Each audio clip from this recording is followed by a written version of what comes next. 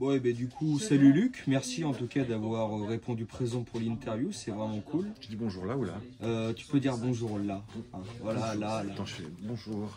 Voilà, on s'en fout, Voilà. au moins. Déjà, merci à Subculture de nous accueillir là, de leur magnifique magasin. C'est à Saint-Junien, pour ceux qui se demanderaient. Mhm.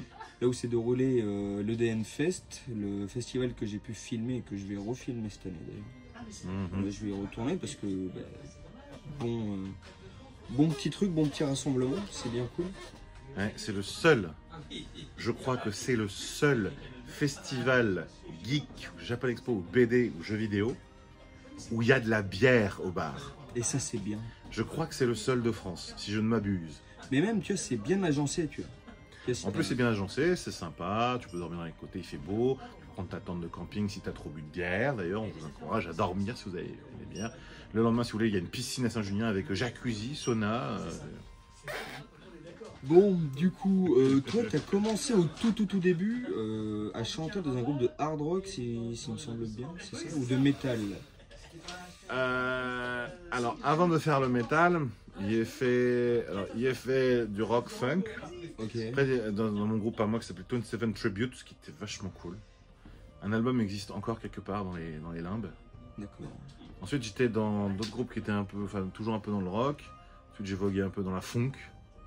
Ensuite, pour m'essayer, j'ai fait un peu de l'opéra à Limoges, mais pas longtemps parce que j'étais con et jeune. Ouais mais l'opéra très cool. Mais j'étais moi inspiré par un mec qui, dans le chant, fait tout. Ok. C'est monsieur Mike Patton. Ce gars il dit ah, tu veux faire de la musique classique italienne? Allez. On va faire du death metal? Allez. Du hip-hop? Allez. De la chanson catalane? Allez. Il a tout fait ce bâtard. D'accord. Donc, je dis, Ah, c'est putain, incroyable quoi, il a touché à tout quoi. bah ouais, même. C'est ce qu'un artiste doit faire, être capable de pouvoir se réinventer et de prendre des risques. Parce que tout ce qu'a fait Mike Patton, je suis bien fan de ce type, mais j'ai pas tous ses albums, les trucs genre. Ouais. Il fait un peu tout n'importe quoi. Genre, il y a une tournée avec un de ses groupes les plus connus qui est Face No More, où il avait un magnétophone et il s'enregistrait dans sa chambre d'hôtel à faire des tout ça. Il en a fait un album. Ok. Non mais juste ça. Il a vendu? Et il l'a vendu. Ok. Et par la suite, à cause de faire des dans son magnétophone, il a réussi à intégrer le métier du doublage pour faire des voix de monstres. Ça n'a aucun sens. Bah si. Donc si tu as joué à Portal, Oui. bah tu sais, à la fin de Portal, tu dois mettre des sphères, pour tuer GLaDOS, tu dois mettre des sphères dans le feu. Oui. Je me souviens. Et lui, il fait la sphère de la colère. Donc, il fait comme ça. Les gars de Valve vont adorer. On dit tu vas faire tous les zombies dans Left 4 Dead. C'est lui qui fait les zombies dans Left 4 Dead. Ok. Le jeu de Darkness, il doit y avoir des BD de Darkness ici. C'est lui qui fait le Darkness. Donc, vu qu'il peut un peu tout faire avec sa voix et surtout des voix de monstres, bah, je trouvais ça très cool. Je me suis dit, mais moi aussi, je vais faire ça. Ah, c'est sympa. Bah, du coup, ça t'a commencé ramené par- de le doublage. Quoi. Bah, ça a d'abord ramené que il faut ne pas avoir peur de faire quand tu veux faire un art, quand tu veux faire du chant, quand tu veux faire du dessin, quand tu veux faire de la danse, quand tu veux être acteur, faut tout faire. Faut pas avoir peur de tout faire. Faut connaître ses limites, mais tant que tu les connais pas, t'avances. Ok. Ça, Donc c'est intéressant. j'ai découvert mes limites, c'est de faire des chansons chiantes et du baloche, ça me fait chier. Mais sauf de le faire d'une autre manière, tu vois, de faire une chanson et si tu n'existais pas, mais la faire version reggae, pourquoi pas. Ouais. Ça, c'est pas ton. Si, justement, c'est marrant. Ouais. D'accord. Et si tu n'existais pas. Ok. Ah, c'est sympa, ouais, de toucher Yo, à tout. Blackaman, dis-moi comment j'existe, ouais. Avec l'accent, je vais faire défoncer à nouveau, mais c'est pas grave. Ouais, c'est pas grave. C'est pas grave, c'est pas grave. On est là pour Il y a s'amuser. des blancs en Jamaïque, hein, faut pas. Ah oui, non, mais comme partout. Comme partout. Il y a des Noirs aux Amériques, en France, comme il y a des Blancs. Ouais. Mais du coup, dans le doublage, toi, t'as fait du jeu vidéo. Parce que ça, c'est... Au début, ouais. Bah, j'ai pas le parcours classique d'avoir fait du théâtre, etc. Parce que beaucoup dans le métier de doublage vont me dire qu'il faut commencer par le métier de comédien. C'est vrai. C'est vrai parce que tu peux être fan, tu peux t'inspirer de ce que tu vois. Justement, quand on voit par exemple le manga, c'est ce qui plaît plus dans les conventions.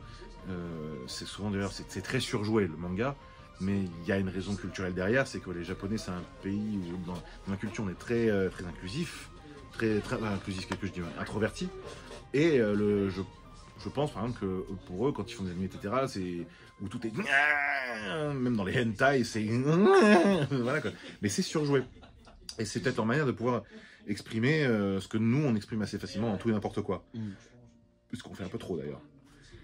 Et donc peut-être qu'une certaine manière, il s'appelait à un public aussi justement qui est ici, qui est peut-être introverti et ça plaît beaucoup, donc ça permet aussi de se lâcher, etc. Donc c'est peut-être ce qui beaucoup de fans de manga veulent faire aussi de doublage parce que c'est simple pour aussi de s'exprimer à travers le manga parce qu'ils ont l'habitude de le voir. Mais en réalité, par exemple, j'ai fait un doublage de manga il n'y a pas longtemps à Crunchyroll, c'est dur. Ouais. C'est pas du tout ce qu'on imagine. Ça va vite. Bah, vu que j'en regarde pas beaucoup, j'ai appris le théâtre par la suite, je me suis formé par la suite. Mais je n'ai jamais vraiment regardé de manga. Il y a pas de... Au théâtre, on t'apprend pas à jouer du manga, hein, clairement. On t'apprend à jouer de la comédie française ou anglaise, etc. C'est dur. En fait, C'est vraiment un monde à part, quoi. Bah, si tu y vas en tant que fan, te dire c'est comme, je vais juste surjouer comme j'ai entendu, tu vas te planter. J'étais avec un DA qui est pointilleux, qui est humain, il s'appelle Simon Herlin, qui est excellent dans le métier. Il a une voix passe-partout, ce mec tu peux le mettre dans les trucs d'or de manga pour enfants, pour adultes. Il m'a bien expliqué en fait que ça sonne surjoué, du moins pour la France, mais en fait c'est surjoué d'une manière sincère. Il faut quand même être vraiment impliqué comme si c'était un film, c'est comme si je doublais La Ligne Verte ou un film qui est très émouvant. Et là tu vois, c'est là en tant que fan, tu peux pas te dire je vais me lancer dans le doublage parce que j'aime le manga. Tu te rends compte, en fait c'est un énorme travail. D'accord. Je trouve ça assez dur. C'est éprouvant parce qu'il faut beaucoup utiliser son corps, il faut pas mal gueuler dans le manga, Ouais. Donc c'est pour ça que je dis à toute personne qui veulent faire souvent du doublage, comme moi qui n'ont pas fait de théâtre, faites-en. Ça va vous aider de ouf parce que sinon on est complètement paumé et ça fait mal de se confronter à au fait qu'on a vraiment envie de faire quelque chose et qu'on se rend compte qu'on n'a pas les outils, quoi. Ça fait toujours mal. Donc faites du théâtre. Okay, prenez des petits cours, ça n'a peut-être pas forcément 4 ans de théâtre, mais prenez 3 cours, ça vous aidera énormément. J'ai fait des petits rôles dans Cyberpunk, dans Dead by Daylight, mais bon, c'est pas vraiment ce qu'on peut appeler du doublage, c'était 3 heures de l'onomatopée. C'est le rôle, étrangement, où je suis le plus connu, qui est le plus aussi détourné de ce que c'est, parce que c'est censé être des cris de douleur. Souvent, les cris de douleur et d'effort, tu sais que ça peut être tourné dans une autre tournure. Ouais. Je reçois des demandes sur Instagram toujours qui sont... pas juste... Il y a des trucs olé olé qu'on me demande. On me demande de faire les mêmes bruitages d'effort et de douleur en disant le nom de la personne qui m'écrit. Donc je dis non à chaque fois parce que le personnage ne m'appartient pas et personnellement je trouve ça un petit peu chelou. J'ai des trucs, je découvre le monde à travers la décadence et la perversité de certains fans. Ouais, c'est absurde un peu. C'est comme les meufs qui on demande des photos de pieds, quoi. C'est pas. Non, ça j'étais au-delà. Ah ouais, au-delà, carrément. On ne demandait pas de montrer mon physique, mais il y avait une dame très sympathique où j'ai cherché à comprendre pourquoi elle me demandait ça. C'est qu'il y a du fan art. Je juge pas, hein, c'est pas mon truc. Ouais. Mais ça s'appelle le male preg. En gros, c'est des fan art de peu importe le personnage où ils prennent, si j'ai bien compris, des personnages un peu de mâle, un peu alpha. Le personnage dans Dead by Daylight, c'est Vittorio, c'est un mec qui est un peu. Il n'est pas genre, oh, je suis une bonhomme, mais il a la classe. Et le male preg, en gros, c'est pour male pregnancy. En gros, c'est leur délire, c'est de dessiner des personnages très masculins enceintes. Ouais, c'est spécial, d'accord. Et elle voulait que je fasse des bruitages, entre guillemets, de douleur et de jouissance de l'accouchement que je ferais en tant que male preg. Alors, ouais, le monde change aujourd'hui, les hommes, les femmes peuvent être enfin, je rentre pas dans le débat. Non, des hommes transformés en femmes ne peuvent pas tomber ensemble. Je ne rentre pas dans le débat, je reste en dehors de tout ça, je vis loin de tout ça maintenant. Mais pendant 1 heure, c'est genre... Click, hello darkness, my old friend. Pourquoi tu peux pas juste dire que j'aime bien le personnage et puis on discute, je te fais ton répondeur si tu veux, quoi. Pourquoi tu veux que je jouisse en étant enceinte? D'ailleurs, je crois que si je demande à une femme, c'est pas jouissif d'être enceinte et d'accoucher. Il me semble. Je crois pas, ils pourront te le dire dans les commentaires, mesdames, je crois pas qu'on kiffe. Ça se trouve si, il y en a qui kiffent, mais... Comme on dit chez Phallocrate, le doute m'habite. Ah ouais. Mais il y a des meufs qui retombent enceintes pour re-avoir l'expérience. Tu n'es pas une femme, je ne suis pas une femme, on ne le saura jamais. Non, mais il y a des femmes qui m'ont dit. Je suis retombé enceinte parce que des femmes, par exemple, qui ont 12, 13 gamins, j'en connais, mais ils sont pas là. Oui. Ils kiffent la sensation d'être enceinte. Est-ce qu'ils kiffent la sensation d'accoucher? Ah oui, d'être enceinte, t'as envie de gerber. Il y en a qui kiffent apparemment la sensation. Chacun son délire. Chacun son délire. Voilà. Chacun son délire. Mais alors, dans du coup Cyberpunk, là où tu as pu doubler. C'est des tags. En fait, c'est que je connais des gens qui bossaient à CD Projekt sur l'époque. Et vu que je dois ma carrière à une très grande amie qui m'a beaucoup motivé, qui me motive toujours d'ailleurs. J'ai toujours voulu bosser avec elle. C'est vraiment pas l'ami qui va me dire on est potes, je te fais rentrer comme ça.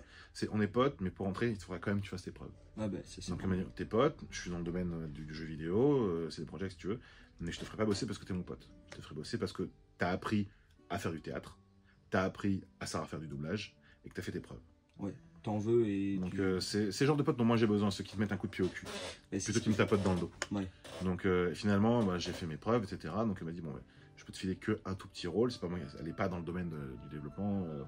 Elle est plus dans la production maintenant. Elle dit un petit rôle, ça gêne pas, ça passera à crème, etc. Bon, après, elle m'a fait revenir il n'y a pas si longtemps pour faire de la motion capture pour les prochains projets The Witcher. Ça, je peux l'annoncer. Je ne peux pas dire le personnage. D'ailleurs, je n'en sais rien. Je sais qu'il faudra me péter la gueule. Et je sais que je peux vous péter la gueule aussi. Et que je me suis donné à cœur joie à péter la gueule au truc. Parce que j'avais des scènes où j'avais, en fait, je devais animer, je crois, je sais pas si c'est la mise à mort du personnage ou d'un PNJ. Mais j'avais une espèce de mannequin animé avec les capteurs que je devais vraiment bien éclater. Je te l'ai éclaté au point qu'il y a un petit capteur qui a commencé à montrer un signe de faiblesse. Et oh, ça coûte combien? Oh, on peut arrêter tout de suite parce qu'en fait vous n'allez pas me payer là en fait. Le mec avait des trucs à revendiquer. Ils m'ont dit, wreck this shit up. You sure? Fatality. Et voilà, on m'a dit, wreck the shit up, but be careful for the little expensive shit. Ah, s'il te plaît, t'es en train de nous niquer tout le matos, là, tu peux te calmer un peu, toi. Faut pas donner un mannequin avec des trucs chers à une brutasse. Hein. Et je ne suis même pas brutasse, ils m'ont juste dit, mets-toi en mode brutasse. Je suis doux. Hein. Oui, non, mais ça se voit, ça se voit, tu es quelqu'un de très... J'aime le jazz. Ouais, voilà. Le quinoa. Mais c'est bien le jazz. Jazz Rafferty, Frank Zappa. C'est bien. Okay. Voilà. Mais du coup, quand tu doubles du jeu comme ça, même si c'est pour faire, comme tu as dit, des onomatopées et tout, quand tu joues à ce jeu-là, par exemple Cyberpunk, t'as kiffé ou pas le jeu? J'ai pas encore beaucoup joué. Ok. J'ai un peu débuté, mais je sais quel personnage je fais. Je fais un mec qui joue de la gratte dans le désert, ça je sais. Et un mec un peu bourré qui souvent en fait qui apparaît au niveau des ATM, des distributeurs de thunes, voilà, qui fait chier à ce moment-là. Ok. C'est juste des petits trucs comme ça. Mais du coup, oui, donc non, j'ai pas joué à Cyberpunk, j'ai joué à d'autres jeux où t'es doublé. Où j'ai doublé. Est-ce que ça fait pas bizarre? Est-ce que ça t'a fait marrer de t'entendre dans le jeu ou t'as même pas fait gaffe sur le moment? Alors, au début, vu que j'ai pas cet aspect un peu scolaire, donc j'ai pas tout de suite l'esprit critique, et donc effectivement, j'ai l'esprit fan, genre, oh putain, c'est trop cool! Oh. Et ensuite, voilà l'aspect un peu scolaire qui fait, putain, j'aurais pu faire mieux quand même. Ouais, l'autocritique. T'es jamais satisfait. Genre, putain, j'aurais pu jouer comme ça. Ou... Et le pire, c'est que sur le moment, t'es genre, putain, j'ai tout donné là, je sais que j'ai fait du bon boulot. Parce que je me dis que quand tu fais de l'art, ça sert à rien de vouloir être parfait parce que tu seras jamais parfait. Tu peux toujours faire mieux, différent. Donc en fait, je me dis toujours quand je fais un truc, je le fais, puis à un moment, là c'est la bonne, je le fais et c'est bon. Et putain, c'était bien. Et finalement, j'écoute un an plus tard, ah, c'est nul à chier. Mais comment ils ont validé ça, quoi? Mais je pense que, tu vois, quand tu t'écoutes, c'est vraiment une sensation bizarre, quoi. Tu sais, par exemple, quand je fais des vidéos, quand je monte, m'entendre et me voir, tu vois, La plupart n'aiment pas forcément s'entendre. Ouais. Là, c'est vraiment, il y a EA qui veulent sortir un logiciel d'IA, les IA font chier dans le métier, où le concept est sympa, mais ils vont pas se rendre compte que ça va pas marcher, parce qu'en gros, ils veulent que les joueurs enregistrent leur voix pendant 5 secondes, j'en sais rien, une trentaine de secondes, et en fait, l'IA va faire que dans le jeu, un personnage, ou le personnage principal, peu importe, pourra avoir leur voix à eux. C'est mignon sur le papier, mais la plupart des gens n'aiment pas se voir à l'écran, n'aiment pas s'entendre. Ouais, mis à part les gros mégalos. Pas nécessairement. Il y a peut-être des gens, tu vois, je fais du doublage pas parce que je suis mégalo, juste parce que j'adore le jeu vidéo, mais que je suis trop mauvais en dessin et en calcul, et il fallait que j'intègre ce milieu d'une certaine manière, et faire le compte dedans avec un micro, c'était une façon de rentrer dedans. Non, mais c'est aimer se voir directement, quoi. C'est ah ouais, putain, là ça c'est moi, quoi. Bah, c'est juste que c'est un peu... Parce que je sais pas comment ils vont réussir à un truc pareil. Je pense qu'en fait qu'un comédien va enregistrer la voix du personnage, ce sera une option. où tu pourras changer, mettre ta voix dessus. Et l'IA, tout ce qu'elle va faire, c'est suivre l'émotion qu'avait mis le comédien pour que la personne entende sa voix dessus. Mais ça va faire, je pense que ça va faire bizarre à la personne de l'entendre dire des choses d'une manière qui n'est pas à lui, ou jouer d'une manière qui n'est pas naturelle, qui ne sait pas le faire lui-même. Ça va faire une sorte de... une dissonance au niveau de... Enfin, je suis pas sûr que ça va marcher, ça va être trop chelou pour la plupart des gens. Ouais. De s'entendre, en sachant que c'est pas du tout eux, c'est leur voix, mais c'est pas eux qui ont enregistré, c'est pas eux qui ont mis cette émotion, c'est pas eux qui ont chialé sur ce moment-là dans le jeu, c'est pas eux qui ont gueulé dans ce moment-là du jeu. Et ça peut... C'est original, c'est chelou, mais après ça fait chier le métier, parce que le comédien qui est derrière, en gros, bah, c'est juste la copie feuille calque qu'on a redécouvert dessus, quoi. Un peu dommage, quoi, parce que lui il se fait chier à faire enregistrer tout le truc, à faire son taf, et finalement... Non, t'es juste le tampon. C'est dégueulasse, quoi. C'est pas super. Bah, surtout, ce qui est dégueulasse, c'est que ça va être quoi la clause du contrat? C'est-à-dire que si tu enregistres tes voix pour un jeu EA, ils sont propriétaires de ta voix. Mmh. Ils peuvent réutiliser ta voix quand ils veulent. Nous, quand on fait ce boulot-là, on est payé. Ouais. Vous allez pas être payé. Donc, vous donnez votre voix gratuitement. Vous payez le jeu, donc en gros, vous payez pour qu'on utilise votre voix. Et c'est 100 tubes de vaseline. Donc ouais, c'est malhonnête, c'est pas éthique. Et même ça nique ton boulot, quoi. Enfin, ça bien évidemment que ça nique mon boulot, mais l'idée est sympa, mais c'est juste l'idée qui est sympa, mais en fait derrière c'est dégueulasse. Tu peux pas prendre la voix des joueurs et ne pas les rémunérer. Ben ouais, il me semble qu'en tout cas c'est pas légal, quoi. Si, t'inquiète, ça va devenir légal, mais au pire tu leur donnes le jeu gratuit et tu ne réutilises pas la voix. Si Et dans limite. le contrat il est dit que le jeu, ça va être que pour le jeu et ça va être que pour que le joueur qui joue, c'est que sur sa console. Ça va avoir un gros travail, je pense, pour coller tout ce bordel. Parce que ça va quand même partir dans les serveurs de EA, quoi. Et je sais pas comment ils vont faire ça. Mais si c'est pas dans le contrat, si la voix que tu enregistres appartient à EA, ils en font ce qu'ils veulent, peuvent la réutiliser dans notre jeu, etc. Si des gens vont dire « Ah, mais moi je suis content d'entendre ma voix dans plein de jeux. » Ouais, mais... T'es payé. tu vas pas être payé. Ça risque d'être de la merde. Parce qu'ils sont obligés de baser leur travail d'IA qui va calquer le travail que fait un comédien. Parce qu'une IA n'est pas capable de faire preuve d'émotion. Elle n'en est pas capable, elle ne sait pas ce que c'est, et elle ne peut pas l'exprimer. Sinon, pour exprimer une émotion, il faut la vivre, etc. Il n'y a pas de vie, il n'y a rien de plus inhumain qu'une IA. Et c'est humain, mais tous les robots qui font, même les IA, le problème qu'ils ont, tu vois, rien que sur les robots, c'est les expressions faciales, les émotions humaines, tu vois. Ils n'y arrivent pas. On en est très loin d'avoir des robots qui ont une expression humaine. Non, ça, on est très loin. Même dans 100 ans, je pense qu'on n'en sera pas capable. Mais c'est trop... Mais ça sert à rien, surtout. Ouais. Ça sert à rien de vouloir faire évoluer la technologie plus vite que l'humain peut évoluer. Parce qu'il faut que la technologie reste sous le contrôle de l'humain. Parce que si c'est plus le cas, là, par contre, c'est la fin du monde. Non, je pense pas que ça prenne le dessus un jour. On parle quand même d'une l'intelligence artificielle évolue toute seule. Mais... Oui, mais regarde, là, on a une nouvelle génération qui ne peut pas vivre sans Internet. Ah oui, mais ça, c'est clair et net. Donc déjà, il y a un problème d'un point de vue social et psychologique. Mais justement, imagine dans 30 ans, quand l'IA est bien implantée partout, t'as plus besoin de prof, t'as plus besoin d'aller à l'école, t'as même plus besoin d'aller chez le psy, t'as tout sur ton téléphone maintenant.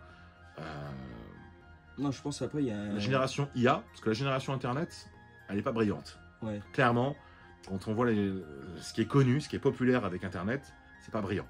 Ce qui est connu sur TikTok, ce qui est YouTube, c'est pas des trucs brillants. Il y a des trucs brillants, il y a des trucs intéressants, il y a toi. Mais ce qui est mis en avant, les trucs les plus connus, ce ne sont pas les choses les plus brillantes. Et cette génération Internet à la base était un outil qui était censé rendre la connaissance plus accessible, nous rendre plus intelligents, plus empathiques, plus connectés, plus cool. Ça nous a surtout rendu plus cons à se faire des théories du complot dès qu'un truc se passe, à se détester, à faire des conneries avec les émotions, enfin, c'est de pire en pire. Donc imagine quand on dit que l'IA c'est un bon outil qui va pouvoir aider au travail, et qu'on disait la même chose avec Internet et que ça n'a pas du tout aidé la génération qui a suivi, donc la génération IA... Je crois que c'est un bon outil, mais à nouveau, qui va être utilisé de la pire façon. Mais de toute façon, nous, on a cette faculté-là, tu vois, on prend tout ce qu'il y a et on essaie de lui trouver le détournement le plus dégueulasse qu'on puisse pour l'utiliser, on va dire, à mauvais escient. Ouais. Mais par exemple, moi, j'ai une pote qui est informaticienne, elle travaille dans une boîte, et du coup, ils engageaient des gens, tu vois, pour coder 2-3 lignes pour eux, tu vois, parce qu'ils ne savaient pas faire. ben maintenant ils utilisent ChatGPT. Mais non, mais c'est réel. Ils embauchent plus les gars et puis ils disent à ChatGPT code-moi pour ça. Après, Et puis en 2 secondes 2, il a tout sorti. c'est pas les seuls, mais ça va être un effet de mode. ChatGPT une IA a ses limites. Ah oui, non, mais ça c'est sûr. Ça va marcher quelques temps, mais ça a ses limites. Ça pompe le style à droite à gauche. Ouais, mais c'est quand même assez dessin. impressionnant. C'est impressionnant pour le début. Toute technologie est impressionnante. Internet, quand c'est sorti, c'est le oh, nom de Dieu. C'était la première fois que j'ai découvert un chat où on pouvait discuter. Genre, oh, trop bien, les gens ils parlent pour de vrai. Oh. Aujourd'hui, on s'en bat les steaks des chats, quoi. Heureusement que le chat existe grâce à Twitch, hein, sinon le chat, ça serait un truc qui est dans un musée, quoi. Ouais, c'est vrai. Donc, MSN, on s'en rappelle. MSN, sa place est dans un musée. Oh putain, je te jure. Ah, les prochaines Indiana Jones, ils vont être funky. Hein. J'ai trouvé Casa et Emule. J'ai trouvé la Alexa. Oh putain. J'ai trouvé le code originel de Skyblog. Ta, ta, ta. Mais ouais, non, pour l'IA, je sais pas, ouais, ça fait peur, tu vois, mais d'un côté, il y a des trucs pour lesquels ça va être... On n'est pas prêt. Non. On n'est vraiment pas prêt. Et quand tu dis que ça évolue trop vite, c'est vrai. Hein. Ça évolue plus vite que l'humain peut évoluer. On peut pas évoluer aussi vite que la technologie. Non, parce que la technologie, c'est un claquement de doigts, elle a fait tout ce que toi, t'as pas pu faire en 10 ans, tu vois. Ouais, pour te faire... non, même pas en 10 ans, mais en ce moment, j'enregistre un livre audio qui est un livre religieux. Je peux pas te dire le nom, il n'y en a pas 100 000, mais ce livre religieux est très vieux. Et des choses dont on parle dans ce livre sont encore des gros problèmes qu'on a quelques milliers d'années plus tard. Donc si on n'a pas évolué en plusieurs millénaires, je crois pas que c'est en 10 ans qu'on va évoluer par rapport à l'IA. On a évolué sur certains aspects, mais pas tous. Ah bon? Ouais. Ah bon, ouais. Est-ce qu'on reparle de ce qu'on a parlé tout à l'heure? Doublage? Non, au niveau de l'évolution, le wokisme. Bon, ça, je vais le couper, mais... Non, mais tu peux t'exprimer. Il y a des choses que le milieu... Enfin, les gens qui... Le wokisme, c'est un terme comme un autre. Ils disent que c'est un terme utilisé par les gens de droite, mais c'est un terme qui permet d'identifier une pensée. Il y a des choses qui ont effectivement... C'est agréable de les voir changer. Qu'il y a du changement qui se fasse, qu'il y ait plus de personnages féminins et que ce soit pas sexualisé. Oui, ça, je suis pour. Oui, clairement. Mais d'en faire tout un pataquès, c'est de vouloir absolument tout changer et changer ce qui existe déjà. Genre James Bond, on le flingue. Et puis ce personnage, on va en mettre un personnage noir. Et puis ce personnage historique, il est devenu noir, etc. Ça aide pas la cause. Mais la petite sirène, quand je l'ai vue de couleur noire, Mais moi, je me suis dit, putain, pourquoi changer la trame de base, le personnage de base? Certes, bon, la petite sirène, mine de rien, ça se passe dans les Caraïbes, donc pourquoi pas. Oui, non, mais pourquoi pas. Mais l'œuvre de base est avec un personnage blanc.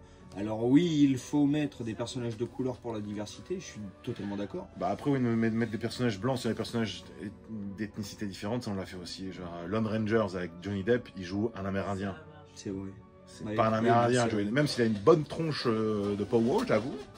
Mais oui, non, les inégalités, faut pas, il y en a de tous les côtés. Ah, je parle pas de... Mais c'est juste une inégalité. Ce que je n'aime pas avec le côté un peu wokisme, c'est ce côté de vouloir remplacer ce qui est fait sous le prix de la tolérance. Parce que souvent, les vendeurs de tolérance sont les premiers à ne pas avoir d'échantillons dans leur poche. En gros, c'est les premiers qui parlent de tolérance qui n'en font pas preuve. Créer quelque chose de nouveau. Cherchez pas à remplacer ce qui existe déjà parce que, ouais, ça pense si, Indiana Jones, il est un peu comme ça, James Bond est comme ça. Oui, ils sont comme ça, il y a un public à qui ça plaît. C'est pas vous le public, c'est pas grave. Soyons tolérants, faites votre truc. On sera 1000 fois plus tolérants. Les gens qui n'aiment pas le côté wokisme seront 1000 fois plus tolérants au truc LGBT ou wokisme. Si on arrête de leur casser les couilles et leur dire vous pensez mal, vous faites pas, etc. Nous on a fait, c'est plus, nous on a fait ça, vous regardez si vous voulez. Le wokisme et même les LGBT ont une tendance à oublier ce qui a déjà été fait d'un point de vue sociétal. Bon, je vais prendre un exemple. En début 2000, il y avait une série qui s'appelait Nip Tuck. Peut-être que tu t'en souviens pas. Aucune. Même tes viewers. C'est le mec qui a créé Glee et qui a créé même, je crois, American Horror Story. Ok, d'accord. Nip Tuck, ça parlait du monde de la chirurgie esthétique à Miami, début 2000. C'est pas vraiment une très bonne promo du monde de la chirurgie esthétique. Déjà, c'est chaud, il y a beaucoup de cul, mais c'est pas du cul qui est très positif. Et ça montre vraiment une déviance absolue. Ça parlait déjà de problèmes par rapport à la chirurgie esthétique, ça parlait déjà des problèmes du transgenrisme. Les problèmes qui sont liés pas des hommes, mais comment les femmes prennent un homme qui devient une femme. Et ça passait à 1 heure de grande écoute sur M6. Ça ne dérangeait personne. Ceux que ça dérangeait, ils ne regardaient pas. Oui, ils zappaient, point. Et ils zappaient, et ça faisait chier personne. Et un mec qui est gay, le créateur de Glee, l'américain et Nip Tuck, on s'en foutait. Il est gay, cool. Vis ta vie, quoi. Et tu peux faire un truc sur... Il inclut des messages pour tout le monde. On peut comprendre si on a envie. On a envie d'être empathique si on a envie. Et ça passait crème. Et là, j'ai l'impression que les violences contre les gays, contre les trans, contre les femmes, ou même contre les hommes, des violences contre tout le monde. Contre le genre humain. Il y en a toujours eu. L'humain n'aime pas l'humain. Mais là, il y en a de plus en plus parce qu'on pointe encore plus notre doigt dessus et ça met une pression. Et j'ai l'impression que même les gens qui étaient neutres par rapport à tout ça, du fait qu'on leur met la pression, deviennent contre ça. Ça divise encore plus. Ah, c'est la pression sociale. Il faut être comme tout le monde. Et ça, je trouve pas ça très malin. Très malin. Et d'oublier, voilà, quand on dit, voilà, les gays ont toujours été mal vus, etc. Je sais pas, dans les années 80, ça fait 40 ans qu'on est arrivé à les années 80. Les plus grandes stars des années 80, surtout dans la musique, je crois qu'ils étaient tous gays. Ouais. George Michael, Freddie Mercury, Elton John. Et franchement, dans les années 80, je sais pas, j'étais pas né, je peux pas vraiment en parler, mais je crois que ça, les gens, si ces personnes qui étaient ouvertement gays, et je crois que je demandais à une personne de cette époque, monsieur, ces grandes stars des années 80, ils disaient ouvertement qu'ils étaient gays dans les années 80? Pas forcément. On l'a su plus tard? Un peu, des fois plus tard, oui. Même George Michael? George Michael, ça a été plus tard, oui. Bon, j'ai bien fait de demander à quelqu'un de cette époque. Ça va. Hein? Dis-moi, tu traites pas de vieux con. Non! C'est pas ce que j'ai dit. On demandait à quelqu'un qui a vécu à cette époque. Voilà. Voilà. Qui a connu Jurassic Park. Écoute, à l'époque, George Michael, il a déclaré son homosexualité bien plus tard. Freddie Mercury aussi? Freddie Mercury, un peu moins, mais les gens le savaient. Elton John, David Bowie. Enfin, David Bowie a toujours été ambigu, lui, de toute façon. Il a Dave. toujours été bib, mais Elton John, oui, je crois que ça s'est pas su tout de suite.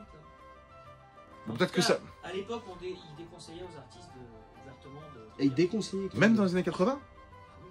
D'accord. Pourtant, avec Andy Warhol, tout ça. Surtout, ça date de- Ouais, mais la sexualité libérée, même le mouvement hippie. Andy Warhol, il était gay. libéré, était homosexuel. Attends. La liberté sexuelle des années 60, c'était que pour les hétéros? Non. Regarde des vidéos de Woodstock, monsieur, c'est que des hommes et des femmes. Bah, c'est tous des gens poilus. Liberté sexuelle, machin, pour les femmes aussi. Ils sont tous poilus, c'est tous des hippies. Oui, Je fais pas la différence. il y a un petit bout de Tu violence- cuts ça! Il y a un petit bout de violence en plus pour certains.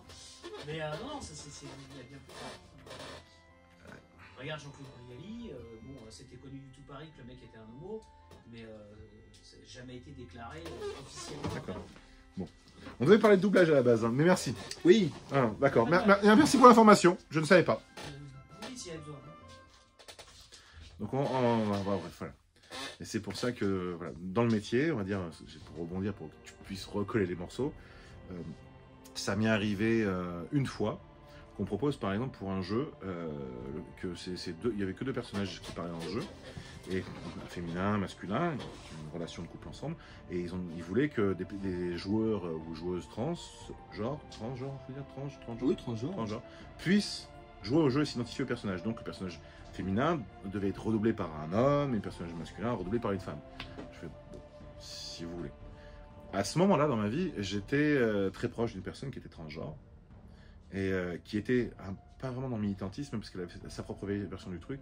Elle me disait, mais c'est complètement con. Si tu fais ça, c'est plus transphobe qu'autre chose. Pourquoi? Tout simplement, par juste faire un personnage transgenre et basta. Là, c'est forcer le truc. Ça n'a pas été écrit comme ça à la base. Et effectivement, ça n'a pas été écrit comme ça à la base.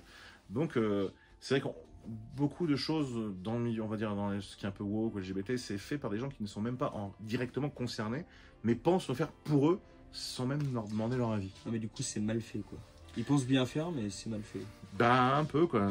C'est un peu, non, je sais pas. Enfin, oui, voilà. Je sais pas, ce sera un autre sujet, si tu veux un jeu qu'on parle un peu du wokisme. Autant, d'ailleurs, inviter une personne qui soit 100% là-dessus et qu'on puisse en parler, et pas en débattre et sûrement pas s'engueuler, mais justement échanger nos idées. Ah, carrément. Et on est enfermé. Ah bon? Très bien, on est enfermé de la boutique. Bon, on va tomber. Donc c'est le moment où tu mets des trucs. C'est ça, dans les kleptomanes, tu vois, direct. Non, respectons l'art. Mais et du coup, donc ce qu'elle me disait, qu'elle trouvait que c'était pas nécessairement une bonne chose. Ouais. Et c'était difficile pour moi de prendre une décision. J'ai dit que je pouvais le faire. Finalement, on a trouvé que ma voix était beaucoup trop masculine pour ce personnage féminin. Oui, je peux comprendre.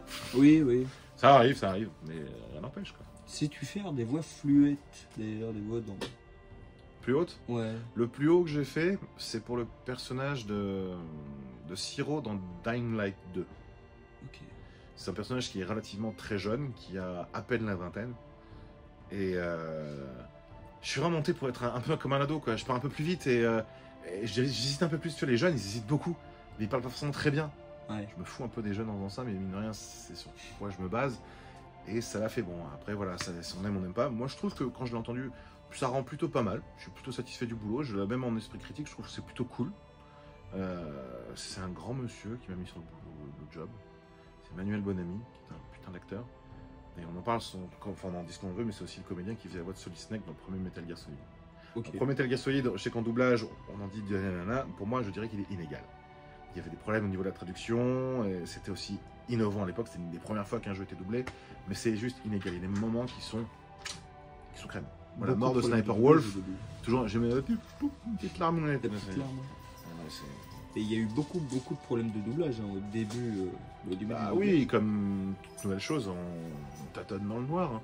Tu sais, le doublage comparé, enfin le doublage de jeux vidéo, c'est pour ça que Serge Thirier, un grand monsieur dans le doublage, Raiden principalement, ou Zaz, Zaz, c'est dans le personnage dans Batman Arkham, là, tu sais, qui se scarifie de partout, là, qui tue des gens. Zaj, Zash, Je sais pas. il sait pas. Parce que dans un magasin de comics, il devrait savoir le monsieur. Mais c'est un tueur, enfin bref, il est super. D'ailleurs, Serge Thirier est un tueur dans le métier. Il m'expliquait que lui, pour lui, le doublage de vidéo, il en fait depuis 30 ans, c'est pas du doublage. Ouais. C'est de l'interprétation. Ah oui, carrément. Mais on n'a pas l'image avec le texte qui défile en dessous, hein, comme un doublage de film ou même d'animé. Parce qu'une fois, j'avais bossé avec José Lucioni, qui était José Lucioni, un grand monsieur du doublage qui faisait la voix de Al Pacino, mais aussi de Marcus Phoenix, ça passe plus aux joueurs de Gear of Wars. Je crois que c'était Marcus Phoenix, ouais, oui. Je crois. Et qui me dit, concentre-toi, mets du muscle, c'est comme du karaoké émotionnel. Karaoké émotionnel. T'as la ligne, mais c'est... Mais du coup, tu doubles sur ce qui est déjà fait, ou ils font les images de synthèse en fonction du doublage? C'est très rare que tu aies les images dans le jeu vidéo. C'est très très rare. D'accord. C'est peut-être des jeux où tu as beaucoup de cinématiques. Éventuellement, tu as les premiers des cinématiques et des fois, tu vois même pas les bouches qui bougent. Des fois, ils sont en position T comme ça où les animations sont pas complètes. Quand j'avais fait Riders Republic et que j'avais quelques scènes que j'ai doublées qui ont malheureusement été cutées, ouais, les animations n'étaient pas du tout finies. D'accord, ouais, donc oui, ils font en fonction du doublage, quoi. Voilà. Ça, c'est intéressant, ça. Okay. En fait, tu as la voix anglaise ou japonaise. Et tu dois matcher l'émotion que la personne met en anglais et éventuellement aussi le temps qu'elle met pour parler. D'accord. Victor Zaz. Victor Zaz, merci. C'est Serge Thirier qui le fait. Il est... Ouais. Enfin bref, mais c'est assez difficile. C'est pour ça qu'on trouve des fois que le doublage français dans le jeu vidéo, des fois, a une tendance à être un peu bancal. Mais dites-vous bien que quand une personne va prendre le temps pour dire I don't know if I should do that, man. Elle dit en français, je sais pas comment je devrais faire ça, mec. Enfin, c'est pas la même émotion. Bah en fait, c'est ça. C'est pas tout à fait le même français qu'on parle. Ouais. C'est un français un peu comme dans certains films. C'est un peu différent. Alors que moi, j'ai créé mon équipe avec mon studio qui s'appelle LDV Voices and Choices, où justement, on propose des doublages qui soient plus réels. Donc, on va réadapter les scripts. Mais souvent, voilà, le doublage pourrait se permettre de réadapter, de mieux adapter. Il n'y a pas le temps, il faut que ça sorte, ça va vite. Tu sais, maintenant, les jeux, ils n'ont pas autant de temps comme ils avaient à l'époque, ou même les films pour les préparer. Maintenant, il y a tellement de concurrence qu'il faut que ça sorte vite. Mais nous, on bosse, on prend le temps. Alors, on sort moins de trucs. Mais quand on sort des jeux ou des films d'animation avec mon équipe... T'es content et c'est quali. C'est pas que c'est calé, c'est qu'on a le script, en fait, on va le rebosser. Ok. Souvent, c'est le script pour des films d'animation, pour des jeux vidéo, ne sont pas écrits par des écrivains. Et si c'est le cas, ce sont des écrivains, pas des dialoguistes. Ouais. Et le langage français écrit n'est pas le même exactement que le langage français parlé. Et quand il y a un script, ça paraît bien, mais tu vas le lire, tu vas le jouer, ça paraît faux. Et souvent, on n'a pas le temps de dire « Non, non, tu joues comme ça ». Putain, d'accord, ouais. C'est pour ça que quand je dis « Ah, je préfère la VO », parce que c'est vrai que dans la VO, en anglais, la plupart des films, des jeux, peu importe, ils parlent comme ça dans la vie de tous les jours. Ouais. Vraiment. Sauf dans Skyrim, j'entends pas parler de Hello adventure, welcome to my tavern. I took a freaking arrow in my knee. Oh. Et en français, ouais, c'est pour ça qu'il y a pas mal de films. Tu prends des films des années 80-90, la VF sonne complètement différente de la version anglaise, mais elle sonne plus proche du français. Elle a été mieux réadaptée, et dans le cinéma, un dialoguiste vérifie justement que le script et que le dialogue concordait avec la façon dont on va le jouer et le parler. Et souvent, ça arrive, on se le dit justement, ah putain, les sous-titres, quand je mets la VF, c'est pas du tout la même chose. Oui, c'est vrai. Bah, c'est parce que le script du sous-titre est basé sur le script, et souvent, dans le doublage, ça va être, dans le script, ça passe pas, quoi. Oui, La synchro labiale, ça passe pas, et simplement, ça se dit pas, quoi. Ça se lit, mais ça se dit pas. Ouais. Donc c'est pour ça que dans plein de fois, on va réadapter, et c'est bien de le réadapter, c'est très bien. Ok, du coup, mais la réadaptation de script, c'est clairement un boulot à part entière. C'est un boulot à part entière. Ça prend du temps, c'est pour ça qu'avec mon équipe, on sort moins de trucs. C'est pas grave, il y en a qui sortent de tous les côtés. Là, je bosse avec plusieurs studios qui sont OK de prendre du temps. J'ai un film d'animation qui va sortir où j'ai bossé avec une compositrice de mon équipe aussi, parce que j'ai réuni quelqu'un qui fait la musique, quelqu'un qui revoit les dialogues. J'en ai deux. J'en ai un qui est ancien scientifique en sémantique du CNRS, donc il a pour bien comprendre les mots, et un mec qui fait ça, de la traduction et de l'interprétation, parce que traduire, une IA peut le faire, interpréter, une IA peut pas le faire. Okay. Elle ne dialogue pas avec nous. Elle nous répond sur un algorithme, mais elle va pas penser. Elle va dire ça ferait peut-être mieux le dire comme ça, ou ah, c'est un peu dans cette image ce jeu. Peut-être que le sortir de cette manière-là, c'est mieux de ce dialogue. Ça serait mieux interprété. C'est pour ça que c'est un problème qu'il y a dans le jeu vidéo où tu as translation, traduction, et localization, donc adaptation, où faut jamais oublier ça. Et souvent, tu as plein de jeux où ils vont juste mettre un peu de thune pour faire une traduction de merde sur un logiciel d'IA. Il y a eu plein de jeux comme ça. Et la VF est nulle à chier, ou les sous-titres. Oh! Et ça, les gens vont faire ah ouais. C'est pour ça qu'il faut pas. Ils oublient une étape. C'est tout. Ils oublient une étape pour des raisons de thune, des raisons de temps, mais c'est oublier une étape. C'est complètement con. Mais tu n'oublies surtout pas l'interprétation ou la réinterprétation du truc. Quoi. Surtout pas. Tu dis manque de temps, manque de thunes, mais tu penses pas que c'est du manque d'expérience aussi, quelque part quoi, souvent, tu as des personnes qui sont même pas au courant qu'il faut faire ça.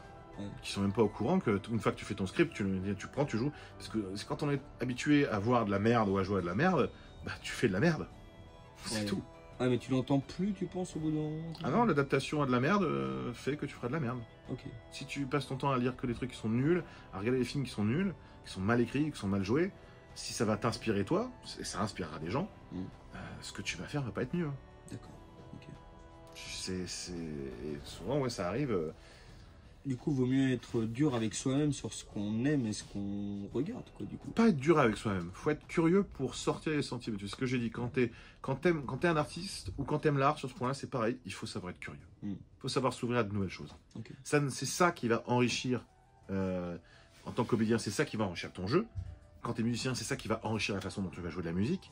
Et quand tu aimes la BD, le dessin, le manga, c'est ça qui va enrichir tes connaissances et qui va t'inspirer à vouloir même... Déjà, ça va t'offrir plus de choix, c'est plutôt cool. Mais si tu veux toi-même t'inspirer de tout ça pour créer, ça va t'offrir plein de putains d'idées. Plein. Déjà, c'est... Ça t'ouvre des portes, quoi, limite. Ouais, c'est ça. Tu vois, là, par exemple, il y a récemment le nouveau trailer du jeu de Hideo Kojima, Death Stranding 2 qui est sorti. Kojima. Mais Death Stranding 1, déjà, moi, ouais. T'as pas? Ouais. Ah. Oula. Je l'ai bu et je l'ai fini 3 fois. Oh, j'ai refait la version Director's Cut. Il en faut pour tout le monde. Hein, mais... J'ai détesté ce jeu au début. Okay. Ah, le tutoriel, mais c'est long, c'est chiant. Puis ce gars, hey Sam, ta gueule! Et j'ai fini le truc, c'est genre, oh, rappelle-moi Sam, s'il te plaît. Ça, c'est fou quand un truc, genre, mais c'est nul. C'est la meilleure truc de toute ma vie. Ouais. C'est plus ou moins, c'est ça. Il y a certains jeux qui demandent de l'adaptation. Et aujourd'hui, dans l'art, on nous fait des trucs qui sont juste beaux, tu vois, je vais peut-être me faire des ennemis, mais les Marvel, ouais, c'est beau, ça... Call of Duty, il n'y a rien dans le fond, là. Non. C'est du McDo, ton truc. Mais moi, tu vois, ce que je trouve dommage, tu vois, c'est surtout dans le jeu vidéo, on peut le voir, le nombre de réadaptations, oh, c'est chiant, quoi, putain. On a eu The Last of Us 1, The Last of Us 2, de bons jeux. Moi, j'aime pas, hein, mais ça reste des bons jeux. Je n'irais pas dire que c'est les chefs-d'œuvre qu'on en imagine. Voilà, mais pour moi, ça a été surcoté, mais je n'aime pas, mais je peux admettre que c'est des bons jeux. Pourquoi The Last of Us remasterisé, le 1 et le 2, Alors, après les Final Fantasy Thune. remasterisé 20 fois, arrêtez. Alors, Final Fantasy VII n'a jamais été remasterisé. Il y a une version PlayStation 1, une version PlayStation 4, 5. Oui, mais c'est un Encore, remaster. c'est un remaster. Oui, le Rebirth. Après, il réadapte tout le truc, il rajoute beaucoup de choses. J'ai joué que sur PS1. Last of Us, c'est de la thune. C'est uniquement et simplement et concrètement de la thune. Le studio derrière, Naughty Dog, on était habitué à voir des gens qui créaient des trucs. Ah, ben Naughty Dog, c'était un putain Jack de and studio. Dexter, Crash Bandicoot, Uncharted, tout d'un coup, que des remasters. Parce que Last of Us 1 est sorti sur PS3, remaster sur PS4, remaster sur PS5. Ah, relou. Non, mais ça sert à rien. Bah, ils se sont dit, si Rockstar peut enculer... Enfin, excuse-moi, je peux dire des gros mots sur ta Oui, chaîne. oui, tu Peuvent peux. enculer à sec les gens avec GTA 5. GTA 5, PS3, PS4, PS5. Hein. Oui, mais... Non, mais c'est fort. Et surtout que, Et les gens contrairement achètent. entre Last of Us PS5 et PS1, il y a une petite différence graphique. GTA 5, PS3, PS5, ouais, on voit mieux les poils de cul. Ouais. Et encore, enfin, c'est... Ouais, mais bon, C'est c'est... une blague. Oui, mais c'est du remaster, vu que les graphismes ont été retravaillés. Pour Mais non, je pense que Rockstar, ils sont dit, est-ce que les gens sont si cons? Est-ce qu'on n'oserait pas? Et ils le font, et ça marche. Ils l'ont fait avec Red Dead Redemption 1. Ils l'ont ressorti là. Ils ont presque rien de remaster. C'est un jeu d'Xbox 360. Ouais, Le 1, ils l'ont ressorti sur PS5. C'est le même. Il y a des effets de lumière qui changent. C'est comme moi, sur ceux que je crache, c'est ma firme de cœur, c'est ma firme dont je suis amoureux, c'est Blizzard. Ils ont ressorti WoW Classic et ils avaient remasterisé World of Warcraft. C'était les graphismes de l'époque, les graphismes cubiques dégueulasses, faits à l'Unity 3D version 2005. C'est horrible. C'est un problème qui est beaucoup lié dans ce milieu maintenant du jeu vidéo, qui avait moins à l'époque, qui avait beaucoup moins dans les années 90 et début 2000, où souvent les investisseurs n'y croyaient pas vraiment aux jeux vidéo, ou un petit peu. Et donc il y avait beaucoup plus de liberté créative. Les créateurs de jeux étaient plus au contrôle de ce qu'ils voulaient sortir. Oui, là maintenant, ils ont vu l'argent que c'est. Quand tu vois que Fortnite, qui était un jeu gratuit, qui est le jeu qui se fait le plus de thunes, pas mal pour un jeu gratuit. C'est clair. Je demande juste, il y a des mangas, des comics, Fortnite? Tout à fait, il y a des BD. En plus, voilà. Mais il y a des goodies, il y a des BD, Voilà. il y a sur... la série Arcane. Enfin, Putain, ça c'est pas Arcane, ça c'est LOL. Laisse. je vois ce que tu veux dire, et qui apparemment est très bien en plus. Oui, non Mais voilà, c'est juste qu'ils ont vu qu'il y a du business à se faire, et ils font des pressions pas possibles à chier sur le travail des gens du créatif. Ce qui s'est passé avec Cyberpunk est un exemple. Ce n'est pas les créateurs dans le domaine de CD Projekt, les gens qui sont derrière le jeu, qui sont responsables du fiasco de sa sortie. Ça, je suis d'accord. C'est uniquement ces sales races de producteurs qui seront au-dessus. Non, vous sortez ça surtout, etc. Il y en a qui disaient, on va peut-être juste faire un jeu next-gen, parce que vu ce qu'on fait, tu vas peut-être pas le sortir sur PS4. Ou alors on fait comme GTA 5, on fait un petit prologue, un truc plus petit, qui logera, qui marchera bien. Non, sortez ça surtout, même sur Stadia, tu sais, la console qui a même pas marché. Ils leur ont demandé de bosser dessus, ces connards. Mais c'est des Project Red. Mais ça, j'ai c'est fait une vidéo dessus d'ailleurs. Il y aura l'affiche en Je droite. regarderai avec plaisir. Il y aura l'affiche Mais en parle de droite ces pour gens ceux dans le qui domaine du seraient jeu vidéo qui sont juste là pour le pognon, qui ne vont jamais foutre leurs doigts sur un clavier pour coder quoi que ce soit, Oui, mais ça, ne c'est connaissent tout ça. rien de ce métier-là, Ouais. et vont te dire comment sortir ton jeu, comment faire, ce qu'il faut sortir, ce qu'il ne faut pas sortir, les sujets qu'il faut mettre, etc. Là où, genre, dans déjà Last of Us, tu vois, par exemple, on est sur un jeu post-apo. Bon. Le personnage, dans le 2, tu joues une lesbienne. Aucun problème avec ça. Qui est poursuivi par une femme qui est hétéro, mais qui est plus genrée masculine, si vous voulez, qui est aidée par un personnage transgenre. Ça fait beaucoup, là, pour un monde post-apo, là. C'est beaucoup orienté vers ça. C'est con. Et est-ce que c'est Last of Us, enfin la Naughty Dog qui a eu cette idée? Voilà, moi j'en sais rien, mais ça va un peu loin dans certaines idées qui oh non. C'est pas que ça a rien à foutre dans le jeu vidéo. Bien sûr que tout a sa place dans le jeu vidéo. Tous les sujets ont leur place dans le jeu vidéo. Mais faut bien écrire, quoi. Faut que ça soit logique, faut que ce soit bien amené. Et là, dans Last of Us 2, je trouve que c'était pas du tout bien amené. Oui, non, enfin, moi, The Last of Us, remarque, enfin, tu sais, au niveau de l'histoire, j'ai préféré le 2 que le 1, contrairement à beaucoup de gens. Ah oui, effectivement. Mais chez Naughty Dog, moi, ce que je comprends pas, au lieu de faire des remasters de ces jeux-là, pourquoi ils font pas des remasterisations? Tu as des jeux très demandés, genre Jack and Dexter. Moi, ils sortent un Jack and Dexter, je suis prêt à mettre 500 balles dans un collector, j'en ai rien à foutre. C'est un jeu de Naughty Dog qui a fait exploser la firme pour moi, c'est incroyable. Ils ont remasterisé les Crash Bandicoot. Pourquoi pas Jack and Dexter? C'est quand même la naissance de la firme, faut pas l'oublier. Nausée. Ils ont aussi remasterisé, les Resident Evil.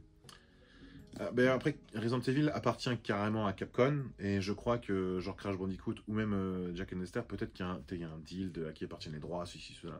Toujours c'est une question de droit à la con. Crash Bandicoot, je sais pas, mais Jack, lui, en tout cas, appartient à...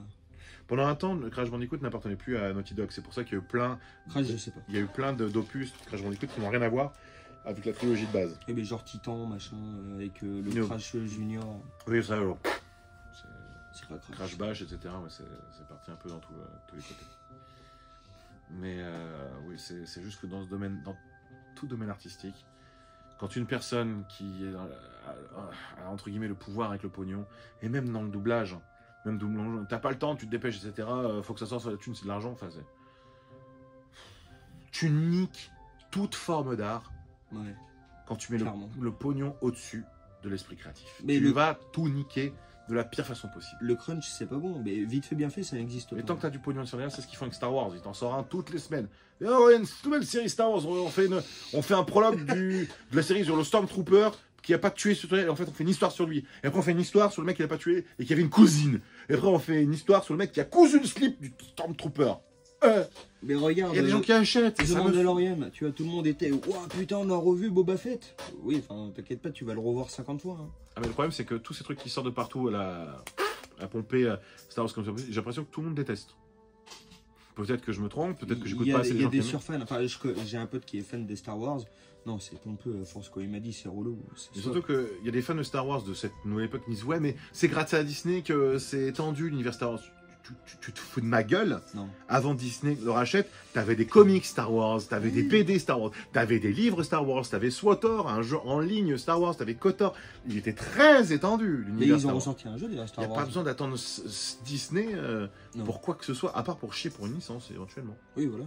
Et en mettre de partout, de machin, de bidule. On prend les anciennes stars, ceux qu'on est bien dans les films, on montre bien qu'ils sont tous en train de crever les uns après les autres.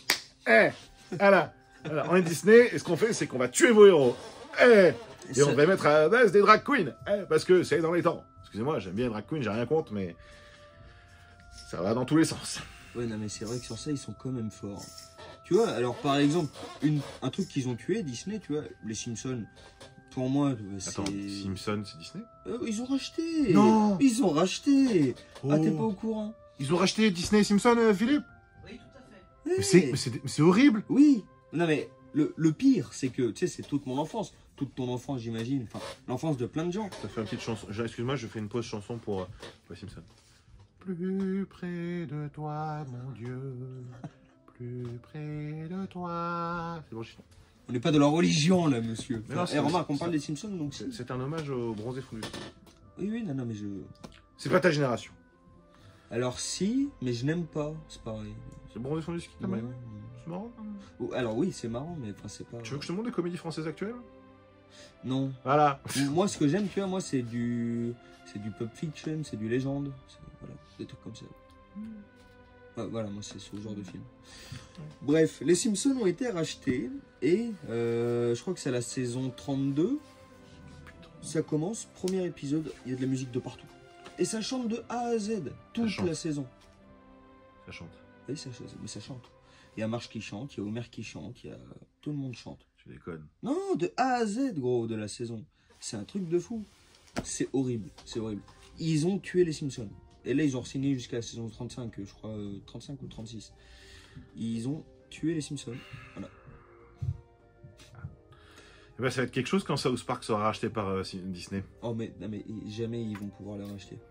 Jamais, mais les créateurs des South Park, il y a un moment, tu deviens vieux, t'en as marre. Il y a toujours un moment où t'en as marre. Toujours. Ouais, mais en avoir marre et respecter son œuvre, c'est quand même... oui, mais au final, dans le tombeau, t'iras tout seul. Ouais. Ta vie, pour évoluer et faire des décisions, t'es tout seul.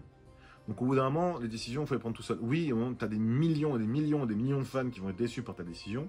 Hein, George Lucas? Hein? Mais tu t'en fous, mais tu t'en bats les couilles. Et imagine combien ils vont racheter South Park. Oula. Le problème, c'est quand t'es vieux, tu sers plus à grand chose, t'as 45 milliards dans ta poche, mais t'es dans ton fauteuil, je peux plus rien faire, mais je suis riche. C'est vrai que c'est un peu con. Enfin, c'est... Moi, je trouve pas que South Park, mais il y aura forcément... Ça sera racheté. Tôt ou tard, tout est racheté. Et après, Disney, quand je dis qu'ils ont tué les Simpsons, je pense aussi qu'ils ont relancé Futurama. Parce que à peu près au même moment où ils ont été rachetés, Matt Groening, enfin l'équipe de Matt Groening, Futurama a repris, du coup. Ça, c'est cool. Oui, bah, c'est pas si mal d'ailleurs. Disney sont spécialistes là-dessus. On va prendre une licence et on va raviver tout ce que cette licence avait fait. Puis on va en faire plein d'autres. T'inquiète, t'auras plein de trucs. Hein. Je suis sûr que t'auras une version LGBT des Simpsons qui va sortir sur un personnage LGBT. Ou alors ils vont prendre un personnage qui existe déjà et ils vont en faire un personnage LGBT. Ils sont très forts là-dessus. C'est un peu dommage. Je trouve que ce serait plus logique de créer un personnage de la diversité LGBT. Mais il y en a plein de les Simpsons. Ah bon? Ah oui, il y a des gays, il y a des lesbiennes, il y a... Mais fait d'une manière intelligente. Oui, pas juste. Ah non, mais c'est surjoué, tu sais, c'est les Simpsons, quoi. Ouais, voilà. Tout le monde en prend pour 100 grammes, c'est comme ça au sport. C'est ça. Mais non, sincèrement, ouais, non, c'est bien ce qu'ils ont fait, parce qu'en plus de ça, ils ont respecté Futurama. Mais c'est sûr, ils vont prendre un truc, ils vont l'user jusqu'à la moelle, et après, ils vont le cracher. Ouais, dégage, quoi. Bah, ils ont failli bien se planter avec Blanche-Neige. Avec Blanche-Neige. Oui, ils ont voulu sortir un Blanche-Neige avec une Blanche-Neige qui n'est plus blanche. Ça... Oui, comme la petite sirène, du coup. Bah, le problème, c'est que dire Blanche-Neige, Blanche-Neige parce que sa peau est blanche comme la neige. Oui, bah oui. Mais et dire Blanche-Neige à une personne qui n'est pas blanche, c'est une insulte raciale. Clairement. Mon père m'avait expliqué, il disait, moi déjà à mon époque, quand on disait à quelqu'un qui est noir ou qui est arabe ou peu importe, même hispanique, hey, Blanche-Neige, c'est une insulte. Oui. Donc en faire un film pour enfants, non. Et du coup, les 7 nains, on les vire. On prend des gens qui sont non-binaires, LGBT, transgenres. Et pourquoi pas mettre 7 gros Golgoth, tu sais, des non, mais déjà, ça a fait un contraste. Déjà, tu as les acteurs qui sont atteints de nanisme. Nanisme.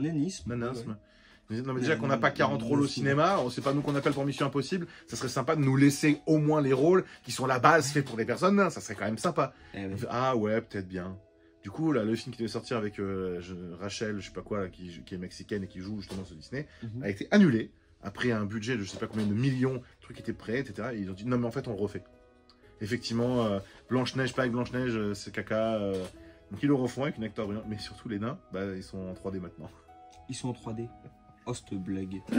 Non, mais sérieux. Disney qui prend son flingue, qui serre en pied. Ah, on s'est gouré. Vas-y, on se serre dans l'autre pour voir. Okay. Mais Blanche-Neige est blanche. Voilà. Oh, les gars, mais qu'est-ce que vous êtes cons. Mais sérieux. Ouais, c'est très cool. Plutôt que de créer quelque chose d'autre.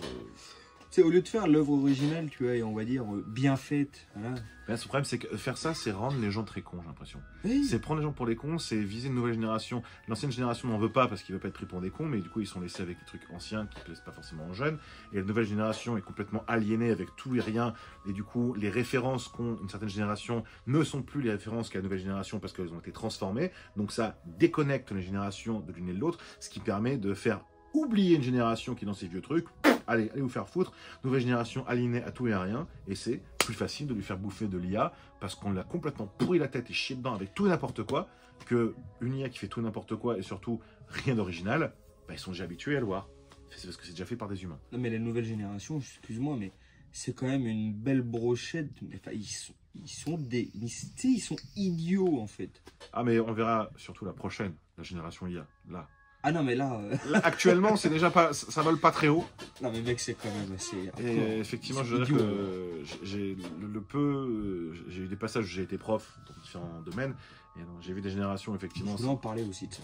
Ça rattrape pas l'un et l'autre mais il y a effectivement des personnes qui sortent du lot mais c'est pas du tout la majorité. Il y a plus cet équilibre qu'il devrait y avoir entre les cons et les intelligents. Ouais. Là c'est. Ah non mais c'est ça, c'est. L'idiotie à son paroxysme, mais bon. Bah, je vais me faire insulter. On sort du doublage, mais un bon ami m'a dit qu'aujourd'hui en France, la fraternité et l'empathie ne sont plus de toutes des qualités. Ouais. Et je peux te le dire dans mon métier. Ah ouais. Putain. Bah, tu sais qu'on est emmerdé par l'IA. Oui. J'avais fait une story il y a pas longtemps. Mais je pensais pas à ce point quand même. Bah, on est emmerdé, mais aux États-Unis, ils ont été emmerdés. Tout le monde s'est uni. Les acteurs de théâtre, de voice-over, de pub, de radio, de films, les grosses stars, le mec de Breaking Bad, tous ensemble, dire non. En France, les acteurs de cinéma, les Jean Reno, les Christian Clavier, les Léa Seydoux, tous ces grands, ils s'en battent les steaks. On est tout seul dans l'IA, contre l'IA. Okay. Eux, ils sont non, on a nos pubs avec Dior, on est cool, on est bien. Ils s'en battent les couilles. Il n'y en a qu'un qui a ouvert sa gueule, c'est Jean Dujardin. Et encore, il a fait un peu discretos. Oui, mais les gens de la radio, Ils en parlent vite fait. Mais putain, mais c'est quand même enfin, c'est le métier d'art qui les... Mais ça fait partie du métier de comédien. Ils sont censés nous soutenir. Nous, on les soutient. C'est parce que eux, quand ils viennent dans les studios de doublage, on leur ouvre la porte et ils bossent, il n'y a pas de souci. Ouais. Donc non, c'est du foutage de gueule. Ça montre bien quand même, entre comédiens, il y a zéro fraternité dans le milieu français. Je suis pas de l'école Simon, Garfunkel ou je sais pas quoi, ces conneries, les comédies françaises, mais ce que je vois en tant qu'outsider qui vient d'arriver dans ce milieu maintenant depuis 8 ans et qui fait un peu mon trou, c'est qu'il y a zéro fraternité. Ça se tire dans les pattes et là, on est sur un pied de guerre où on a besoin de sauvegarder le métier de comédien et de doublage pour que non seulement des gens qui ont envie de faire ce métier puissent le faire, et ça me fait chier quand des gens veulent faire des stages chez moi, etc. Je leur dis, vise un métier où tu as un avenir parce que je suis même pas sûr de pouvoir garantir le mien et je pourrais encore moins garantir que toi t'en es un. Je veux pas te mentir ou faire payer un stage. Je vais même plus payer de stage ou quoi que ce soit. Je peux pas vous garantir que vous allez faire un métier là-dedans comparé à d'autres qui ont dit oui viens te former au doublage, faire de la voix off, t'as ta chance. Non, c'est compliqué et on est tout seul. Il y a personne. Ça, le public s'en bat un peu les couilles. Ils sont pas informés et on en parle un petit peu de droite. Est-ce qu'il y a ceci, est-ce qu'il y a ça? Mais les grands comédiens on me dit ouais, mais tu sais, il y a des trucs qui se font un peu comme ça en scred. Je veux pas qu'on en parle en scred. Les Américains, ils ont pas fait ça en scred. On tape sur la table, on fait oh, vous arrêtez là. Ouais. Parce que nous, dans le doublage, effectivement, d'un point de vue juridique, on n'a pas trop de pouvoir. Des gens disent ouais, on est des comédiens, on est cher payé pour parler au micro. Non, je connais pas. Tu peux voir un super documentaire des interviews de Patrick Poivet, qui était la voix de Bruce Willis. Il roule en kangou. Hein. Mais là, mais même ton métier, c'est doubleur, ça j'ai toujours dit. Comédien, doubleur, oui. Oui, enfin, comédien, doubleur, c'est des métiers de l'ombre qui nous font une immersion à 100% dans une œuvre. Et on n'en parle pas, quoi, des mecs. On parle pas des mecs. C'est là où beaucoup de personnes disent que le doublage, ça cache, ça gâche l'œuvre. Mais pas du tout. Mais non, putain. Parce que justement, le doublage, avant, c'est traduit et ensuite interprété. Et nous, on interprète pour qu'un peuple qui n'a pas les mêmes références que les Anglais, que les Chinois, que les Japonais, que les Américains, que les Coréens, on n'a pas la même éducation, on n'a pas les mêmes références, on n'a pas les mêmes blagues, on n'a pas le même humour, on n'a pas les mêmes codes sociaux, on n'a pas les mêmes codes de langage sur certains trucs, on a beaucoup de différences. Et ça a permis que justement, nous, on puisse s'adapter pour que le public, en France, puisse s'y identifier ou s'y connecter. Il y a l'élite qui veut juste ses sous-titres, etc. Ça, c'est une niche. Et on s'en fout. Mais dire qu'on casse les œuvres, c'est complètement faux. C'est ne pas connaître le métier de doublage. Ils pensent qu'on voit un film, on a les sous-titres du film, on met nos voix dessus et on le vend. Et on est payé très cher. C'est faux. Pas du tout. Non, mais pas du tout. Et j'en connais... Même les mauvais studios ne font pas ça. J'en connais très peu, hein, de toute façon, qui sont bien payés. J'avais beaucoup discuté justement avec Brigitte Lecordier. Et elle m'a dit, on est payé, on a vraiment on va dire un prix de départ. Mais ceux qui demandent plus, même moi j'en fais pas partie. Les stars du doublage sont très peu nombreuses. Et quand tu rentres, il y a des...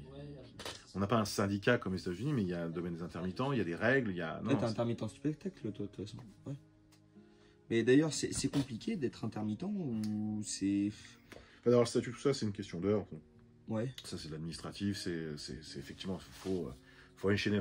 C'est pour ça que, là, je vais revenir sur ce que je disais au début, sur les fans de doublage qui adorent les mangas, les jeux vidéo, qui veulent faire du doublage. Comédien en doublage, au début, t'en vivras pas. Si tu veux faire que du doublage, la plupart des comédiens en doublage qui sont là-dedans, les 5 premières années, 10 premières années, ils font à côté, ils font du théâtre, ils sont comédiens dans les trucs d'escape game à Paris, c'est à Paris, et ça paye pas de ouf. Faut faire le métier de comédien à fond. Et le doublage fait partie du truc. Tu ne vivras jamais juste de doublage pour au moins les 10 premières années où tu commences là-dedans. Parce qu'il y a beaucoup de concurrence et c'est un boulot en plus. Ouais. C'est comme être ébéniste. Avant d'être ébéniste, je connais rien du tout, mais je pense qu'il faut être menuisier à la base avant d'être ébéniste, non? Oui, c'est quand même mieux, quoi. Enfin, avant de se spécialiser sur un truc, il faut connaître le truc de base. C'est pour ça que il faut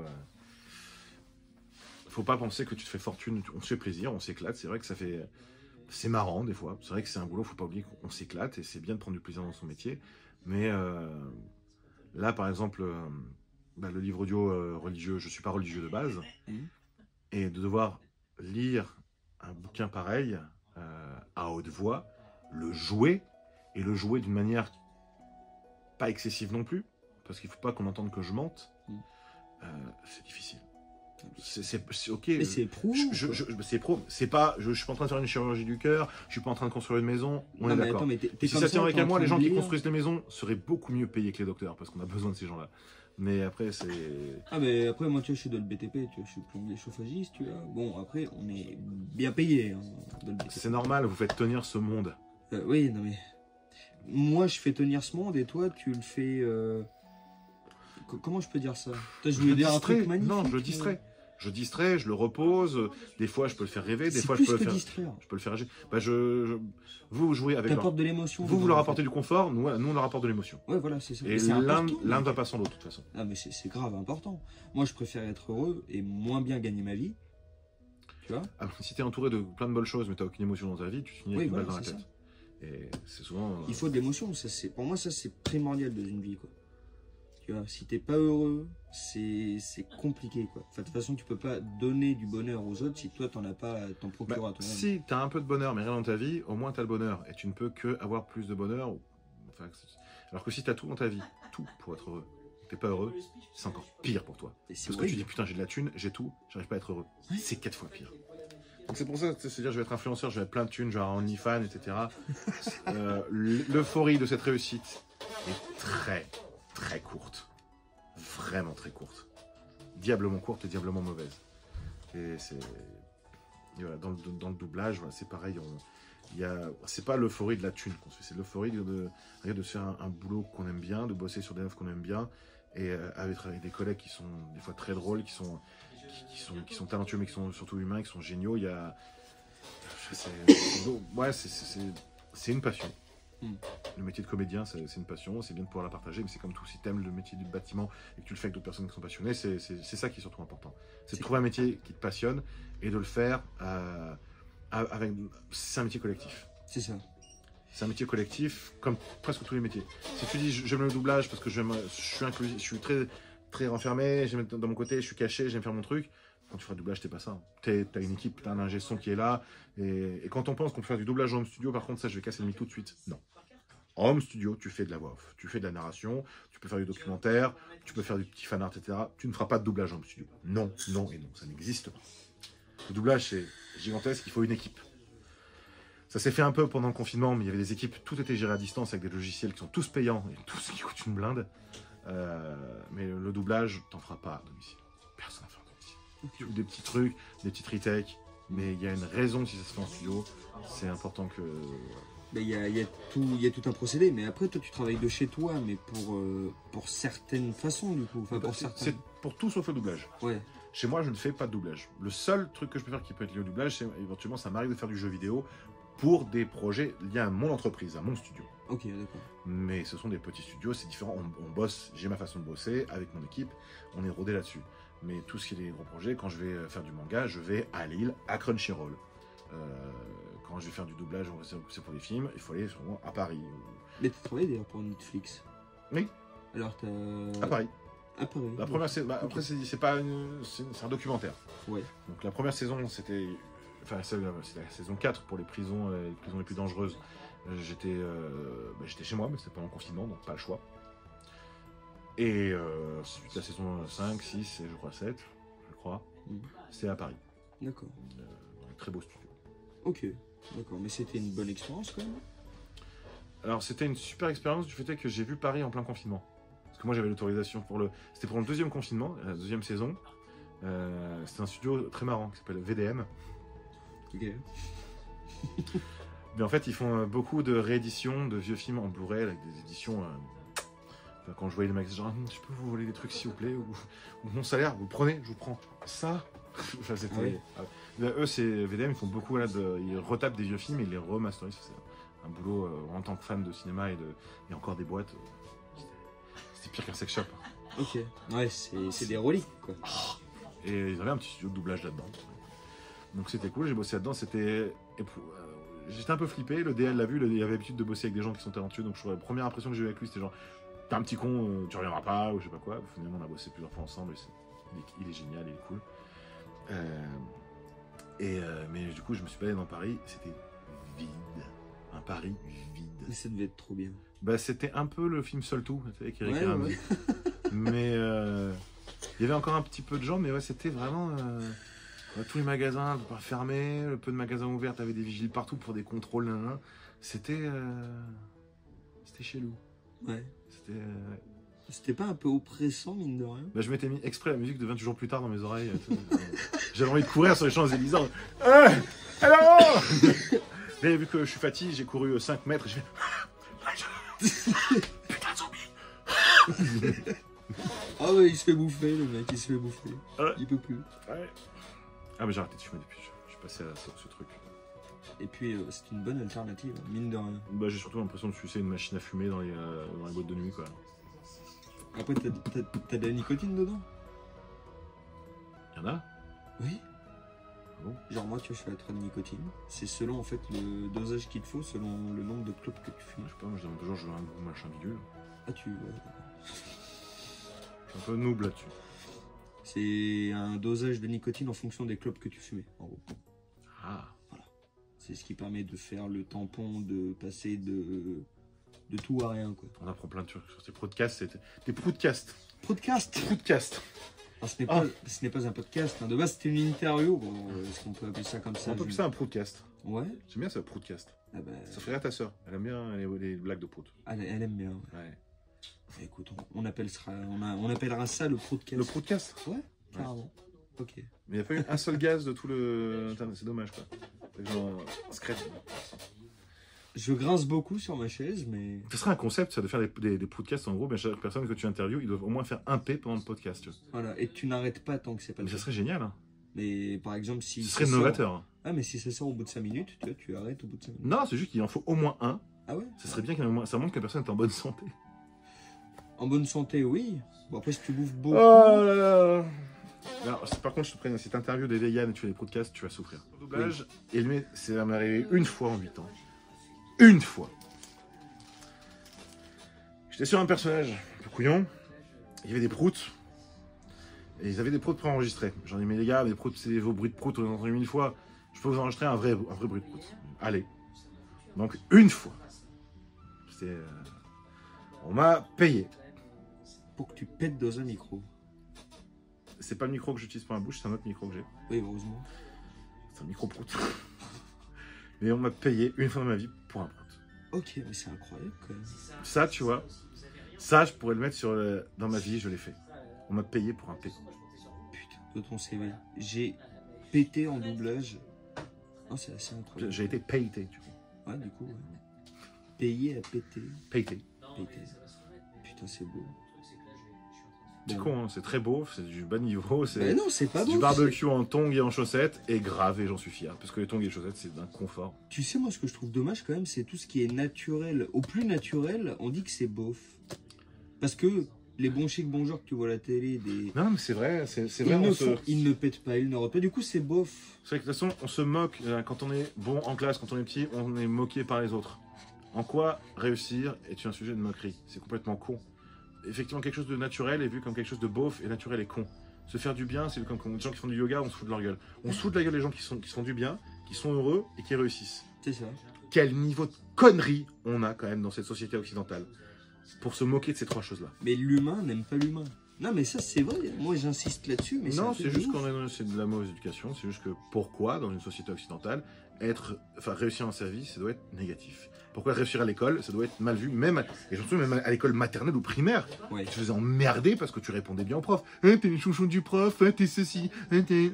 C'est con, putain. Oui, mais ça existera toujours. C'est comme, tu vois, moi, ce que je comprends pas... Baffe dans la gueule à ces gamins. Je crois que c'est Squeezie ou Thibaut Inchep qui en avait parlé, et c'est très vrai, putain, qu'est-ce que je suis d'accord avec lui. Je sais plus qui c'est qui l'a dit, par contre, ça c'est dommage. Il a dit, moi, je gagne tant. Mais faut pas que ce soit tabou. Si tu le gagnes, c'est que tu le mérites. Tu vois, par exemple, quand tu poses la question à quelqu'un, tu gagnes combien? Ah ouais, non, je te le dis pas. Ouais, il y a ce côté... C'est con, quoi. Je ne veux pas dire combien je gagne de thunes parce que ça me gêne. Ça gêne. Quelqu'un, t'as de l'argent, ça me gêne. Alors moi, je te le dis, moi, ce que je gagne, ça peut varier. Ça varie du travail que je fais. Vu que je suis pas un métier d'artiste, ça peut des fois être dans les 5000, 6000. Ça peut être des fois dans les 0. Ouais. Ça dépend. Là, j'ai une période où malheureusement, j'étais malade. On en parle. Mais quand on est malade et qu'on est en doublage, ah bah, t'es de la merde. Bah, tu vas bien te faire foutre. Ou alors tu as l'intermittence qui te paye, et encore, je sais même pas, parce que je suis pas un expert là-dedans, mais est-ce que si pendant un mois t'es pas actif, est-ce que l'intermittence te paye ou c'est le mois d'après? Mais c'est chaud. C'est vraiment que t'es payé à péter. Si t'es malade. Et ça peut du coup. Donc quand t'es malade, vaut mieux pas lâcher une tôle. Tu fais sortir tout le stud. Payé pour la chiasse ou pas les gars? Alors non. C'est un paix foireux là. Ouais, non, mais c'était une fois, c'est juste, j'aurais dit, les gars, je peux vous en faire un vrai. Ils vont se dire, mais il est fou. Bah, vas-y. Ça fait partie de ton salaire, donc vas-y. C'est plutôt cool. Donc je suis fier de moi qu'il y a un jeu, disons de Reversion 3, qui est un jeu un peu... C'est pas un jeu très populaire, c'est un point and click. Ok. Il y a un prout. C'est un vrai. Et c'est le tien. Et c'est le mien. Putain. Et ça, c'est beau. Il y a mon prout sur Steam. Écoute, et je touche pas de royalties quand les gens achètent le jeu. Mon cul en serait ravi, ainsi que mon sphincter. Mais bon. Mais t'as zéro royalties quand les gens, par exemple, payent un jeu? Alors c'est vrai que c'est très con, mais c'est effectivement quand t'es dans un jeu en tant que comédien, en doublage, en voice actor, t'es payé pour ce que t'as fait. Après, stop. Ah non, après tu vas se refoutre. Ah ouais, mais ça c'est dégueulasse quoi. En fait, dans un livre audio, c'est pareil. Hein. Quand je fais un livre audio, je suis payé pour l'enregistrement. Ouais. Mais si le livre est vendu 1 million de fois... Oui, c'est très con, parce que enregistrer un livre audio, enregistrer un album de poésie, c'est juste que l'album de poésie, c'est plus court. Mais c'est la même chose. Et tu auras des royalties. Donc, en soi, oui, on devrait avoir des royalties en tant qu'artiste. Enfin, interprète, parce que l'écrivain, lui, t'inquiète, il va en toucher ces royalties. Hein. Bon, je crois que le mec, par contre, les personnes qui ont fait le texte religieux, je crois qu'ils sont morts, mais bon, bref, c'est... Les ayants droit devraient avoir des royalties. Et l'interprète, je pense, devrait aussi tout à fait avoir des putains de royalties. Mais que là, on est payé. Et là, le texte religieux que je fais, c'est long. Je bosse dessus depuis le mois de novembre. J'ai eu le temps de choper le Covid entre-temps. Et normalement, j'aurais fini éventuellement au mois d'avril. D'accord. Ouais, c'est énorme. On est 6 à bosser dessus. C'est énorme. Une demi-année à 6. Putain, ouais, ça commence à faire un peu quoi quand même. Putain, ouais. Surtout sur du religieux. Moi, je pourrais pas. Oh putain, ça... Et je l'ai fait parce que, je me dis, comme toute chose, en tant qu'artiste, tu voulais... Je voulais comprendre pourquoi on aime autant cette religion. Ouais. Je voulais comprendre comment on peut autant... je voulais en fait me dire que j'avais envie de sentir quelque chose. Peut-être que moi aussi, je vais... I'm gonna see the light. Je vais voir la lumière. Peut-être même que je deviendrai religieux de cette religion. Pourquoi pas? Putain non, tout l'inverse. Là j'ai envie de devenir le sataniste, peu importe, je sais pas. Ah, ça te dégoûte carrément? Ah, c'est une horreur. D'accord. C'est une violence, misogynie. C'est clairement un bouquin qui aime pas les femmes. Et quand je pourrais enfin dire le titre, les gens vont être très surpris. Parce que pour l'instant, que je suis pas fini, je peux pas te le dire. Mais c'est de loin, j'en ai fait des livres violents sur ma page Audible, il y en a 3, même truc sur l'enquête du petit Grégory, c'est le pire. Tu m'enverras tout d'ailleurs, tous tes liens là où on peut retrouver. Oui, votre honneur. Comme ça je mettrai tout en lien cliquable en dessous. Oui, votre honneur. On est quand même un minimum pro. Même si, sur tous les trucs, même si t'as quelqu'un qui aime bien ma voix, qui aime bien les conneries que je dis sur ton podcast, et qui va acheter un livre audio, ah je vais faire plaisir, bah, malheureusement tu feras plaisir qu'à toi parce que j'aurai rien là-dessus. Non, j'ai rien. Ou alors, il faudrait que j'ai un deal avec un écrivain. Genre, si tu écris un bouquin, t'es pas connu, et je te le fais gratuitement, et on se fait un deal entre nous, avec des royalties à la vie. Ça, on peut se faire ce genre de deal. Mais ouais, pour moi, c'est du bon sens, ça part comme ça. Je sais pas si ta vidéo elle est vue 8 millions de fois, tu me donnes un chèque ou pas? 8 millions? Il n'y a pas de souci, tu sais quoi. Avant que ça atteigne les 8 millions, alors, beaucoup de personnes m'ont vu sur un truc de France 3. Une interview de France 3. Ouais. Non, tu m'as pas vu sur ce truc-là? Non. C'est bien. Pas sur France 3. C'est bien. C'était un truc, c'était des poteaux, enfin France 3 Limousin. C'était un petit portrait de mon métier où je commençais tout juste. J'ai encore des boîtes d'œufs, Audacity, Windows XP. T'es pas chez toi avec ton micro avec la mousse à la con qui sert strictement à rien, n'achetez pas cette merde. Oui. Si, je l'ai vu. Oh, merde. Où tu commences avec un doublage.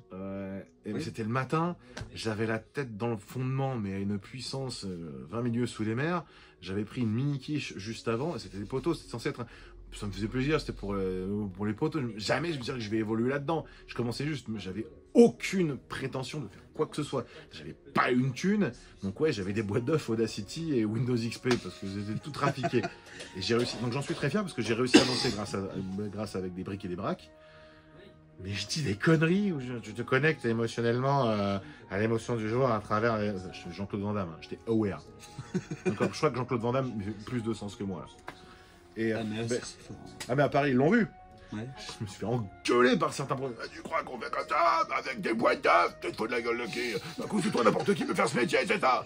J'ai envie de te dire, si quelqu'un dans le métier se lance avec des boîtes d'œufs, Audacity, un micro de merde et de la mousse toute pourrie et évolue au point qu'il arrive à être dans un studio et avancer et en faire son métier, ouais, tu l'emmerdes pas et tu lui dis, bien joué gros, ils bossent ensemble. Ouais, je dis pas qu'il m'embrasse le cul, mais ça sert à rien qu'il me claque la porte au nez, certains l'ont fait.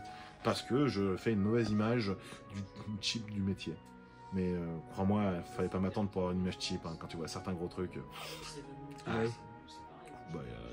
C'est pas à cause de moi que beaucoup de personnes fuient la VF. Mais je pense que moi justement, j'essaie à tout prix que les gens y reviennent parce que j'adore la VF. Ouais. Je kiffe ça. Les gens du métier, que ce soit en anglais, il y a des voix qui m'inspirent et dans la VF, il y a des grandes voix qui m'inspirent toujours. Emmanuel Bonamy m'a toujours inspiré. Serge Thirier, quand je fais certains rôles, sans le vouloir, je prends exactement les mêmes intonations que lui. C'est pas bien, hein, je devrais pas, quoi, mais c'est tellement ancré dans ma tête ce qu'il a fait et ça m'a tellement inspiré que c'est naturellement. Et j'essaie vraiment de m'en détacher. D'ailleurs, Serge, si tu veux m'aider à me détacher de toi, yeah. Parce qu'il le verra sûrement cette interview. Je veux moi, que les gens qu'on retrouve une VF on va sortir des trucs de 88 miles à l'heure, Marty. C'est pas ça le texte de base. En anglais, on dit pas ça. C'est mal interprété. Et en plus, nom de Zeus. Tu sais d'où ça vient, nom de Zeus. Oui, du coup. Mais c'est quoi en anglais? Great Scott, Marty. Il parle pas du tout de Zeus. Ça n'a rien à voir. C'est réinterprété. Et c'est tellement bien interprété que c'est complètement acquis dans la pop culture. Ouais, c'est vrai. Et c'est ce que je veux absolument faire avec mon équipe. C'est pour ça que je bossais avec des gens de talentueux, dont un certain Julien Bussen, qui est aussi dans l'équipe, qui fait des traductions. Il est pointilleux, il travaille pour Mass Effect, je crois aussi Baldur's Gate, Diablo, traduction, interprétation. Baldur's Gate. Non mais lui, il est pointilleux. Et Diablo. Oh putain, je veux le voir, ce mec. Ouais, il est pointilleux. Mais dans le Limousin, si tu veux. Hein. Non mais je le veux. Prends le temps, parce qu'il aime parler lui aussi. Oui, non, mais il est... Diablo, je pense que déjà, je vais lui faire un câlin. Diablo plus Baldur's Gate, je pense. Ouais, non, mais même Baldur's Gate. C'est pareil, je vais me faire défoncer par les fans de l'un et l'autre. Mais...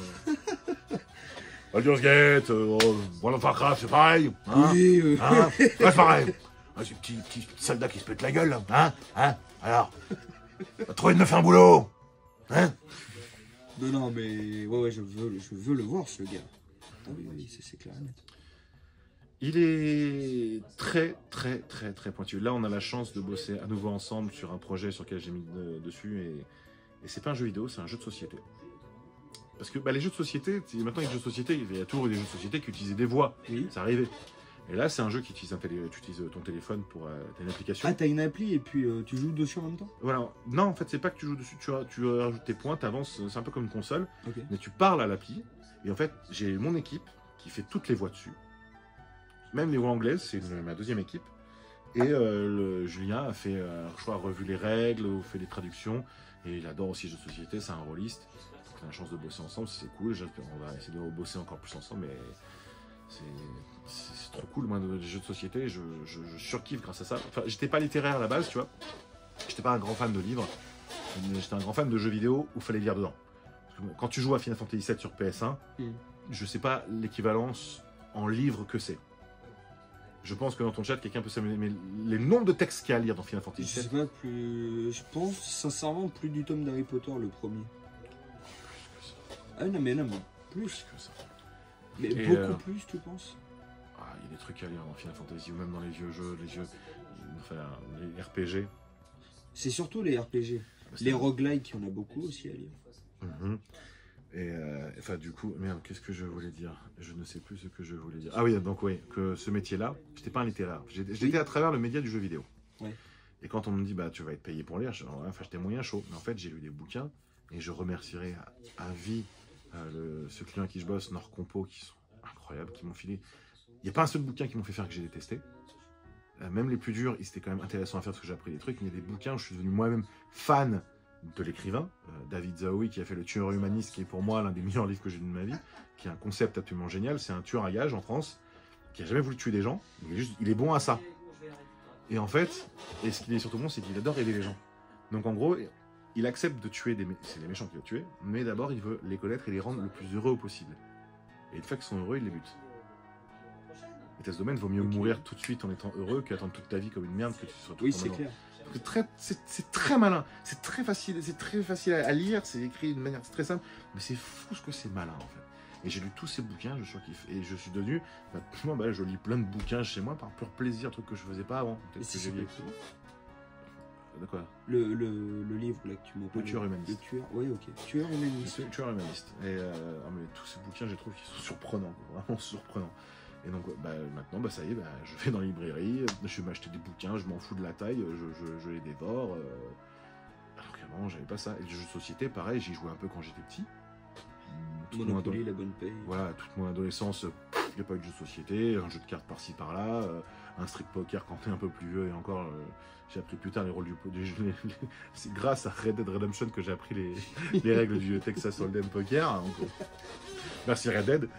Et maintenant, depuis qu'on m'a fait bosser sur un jeu de société, je n'avais pas pris compte. Je savais qu'il y avait des bars jeux de société qui avaient ouvert. Ouais. Je savais que ça revenait un peu en popularité. Et quand j'ai vu la taille de la boîte du jeu, et en fait, tout ce qu'il y a dedans, ah ouais! Il y en a, ils sont balèzes. Hein. Ah ouais, en fait, il y a plein de trucs. Hein. Quand j'ai vu le prix aussi de certains jeux, ah ouais! Mais les jeux de rôle, moi, je kiffe. Je kiffe de fou. Je pense pas qu'il regardera parce que lui il est pas trop interview du coup, mais j'ai un pote qui a fait son propre jeu si tu veux. Oh. Et il est bien le jeu. Il déglingue. Il déglingue. C'est à base, c'est plus dans un monde RPG on va dire. Bah quand même, par des jeux de rôle. Et c'est dingue. Mais il a tout fait. Il a tout fait. Il a fait toute l'histoire. Il a fait un plateau de jeu. Non, c'est incroyable. Et il m'a fait découvrir plein de jeux et sincèrement, il m'a remis dans cet univers-là. Et putain, merci quoi. Qui le regarde ce podcast. Ouais. Qui le regarde. J'espère. Ce podcast. Va falloir que je le nomme podcast, c'est important. Ça devait durer combien de temps ton truc là? Parce que j'ai mal au cul sur cette chaise. Mais si tu veux, on peut arrêter. Parce que contrairement aux femmes qui peuvent avoir du plaisir en étant enceinte ou en accouchant, moi j'ai pas de plaisir à avoir des hémorroïdes. Regarde, actuellement là, oh et remarque, ça fait 1h23 là. 1, 2, 3 Ouais. C'est parfait. Absolument. Bah écoute, si tu veux, on peut arrêter là et puis on va aller se boire un café si t'es chaud. T'as soif, monsieur? Oui. Ouais. Tu veux venir boire un coup? Ouais, je peux pas. Oh. Au pire, tu peux pas mettre un truc sur ton bureau pour dire je suis au bar à côté s'il faut quelque chose? Non. On peut lui ramener à boire. Et après, non, parce qu'on a parlé un peu du doublage et de plein de faits de société. C'est ça. En fait, les podcasts, c'est en fait, tu pars sur l'interview ou sur un sujet, mais en fait, tu vas au milieu du truc finalement. C'est une vraie conversation. Et c'est bien, je trouve. C'est enrichissant.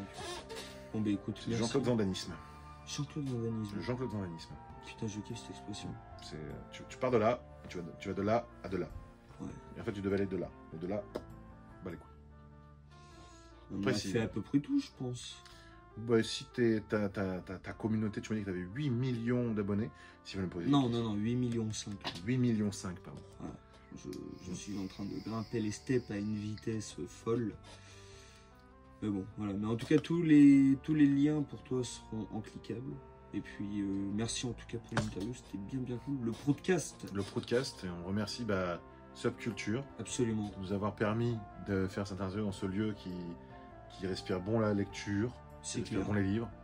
Et puis venez nombreux à Saint-Julien, si vous venez, parce que oui, du coup, il a un box que je vois d'ici avec des comics Marvel Wolverine d'époque de 1990, à l'époque où X-Men était violent. Attends, c'est quoi? 2,50 € le comics. Voilà la boutique. Là-bas, c'est le patron, évidemment. Le patron d'ailleurs aussi de l'EDN Fest qui est à Saint-Julien. Et puis là, du coup, on a les magnifiques comics, quoi. C'est 2,50, tu m'as dit, pièce? 2,50 pièce. C'est plutôt incroyable, quoi. Et puis, on a de tout, voilà. Là, il y a un Luc, incroyable. Voilà, et ça, c'est la fameuse chaise grinçante. En tout cas, merci d'avoir regardé. Merci à toi, Luc. Et puis, du coup, à la prochaine. Oui, tu viens à l'EDN Fest. Je viens à l'EDN Fest. J'aurai un stand à l'EDN Fest. Je refais de la réalité virtuelle sur ce festival? Ah bah parfait. Bon, et ben Attends, du coup... il faut que je dise une anecdote. Ah, vas-y. Sur le DN Fest, celui où je t'ai vu. Une anecdote de l'X-Files, c'est du domaine du paranormal. Le premier jour... Tu veux que je m'assoie? Non, ton t-shirt. Ah bah X-Files, voilà. Il en dit long. Le premier jour, il y a une petite demoiselle, une toute petite chiotte là, avec les cheveux, une petite blondette là, qui veut faire de la VR. Il y a plein de gens qui passent, je lui fais tester. Qu'est-ce que c'est? Non, pas tout de suite, je te rappelle, bisous. C'était violent. Et du coup, elle veut essayer un jeu, donc je lui fais essayer, je me reste 15 minutes, excuse-moi, parce qu'il y a plein de gens qui veulent essayer, etc. Et elle a bien aimé, et on me demande toujours, je pourrais revenir pour essayer? Je cherche un parent, et son parent dit oui, on reviendra demain. Je dis, venez tôt, il n'y aura personne, on pourra le tester plus longtemps. Le lendemain, à peine j'ai ouvert le stand et qu'il n'y a encore personne dans le fest, elle arrive, son père dit oui, tu peux la faire tester. Je dis, non, écoute, il n'y a personne, tant qu'il n'y a personne, tu peux essayer. La gamine, elle m'a fini le jeu, c'était Astro Playroom, mais elle l'a torché en 1 heure, tout le jeu. Et sans avoir d'émotion, sans crier, etc. Elle fait, j'ai fini. 8 ans. C'est horrible. Ah non, mais c'est genre... C'est horrible, pleurs, cris et de la joie. Quelque chose. Ça, c'était Jésus, ça. Je suis parti au stand des trucs Totoro, je lui ai acheté moi-même le truc. Tiens, prends le Totoro et va-t'en. Tu es incroyable. Elle va finir grande future streameuse, ou elle va bosser dans le jeu vidéo quelque chose, mais je sais pas qui est cette demoiselle. Mais elle va aller loin dans le domaine du jeu vidéo. Ouais. En espérant. Ouais, elle ira loin quelque part. Ça va c'est une petite génie. Puis attends, avant de finir, je veux quand même montrer. Cet homme est très grand, hein, d'accord. Voilà. Gros aussi. Oui, non, mais ça, oui, mais il faut bien manger. Bon, allez. C'est même pas la bouffe. C'est même pas la bouffe. Non, c'est l'eau. Ah, c'est l'eau. Bah oui. L'eau, ça... 30 ans, il n'y en aura plus. Ah putain, l'eau, ça pèse. Bon, allez. Merci d'avoir suivi. L'eau, ça pèse. L'eau, ça pèse. L'eau, ça pèse. Merci d'avoir suivi. Et puis, du coup, je vous dis à la prochaine pour une prochaine vidéo. Ciao.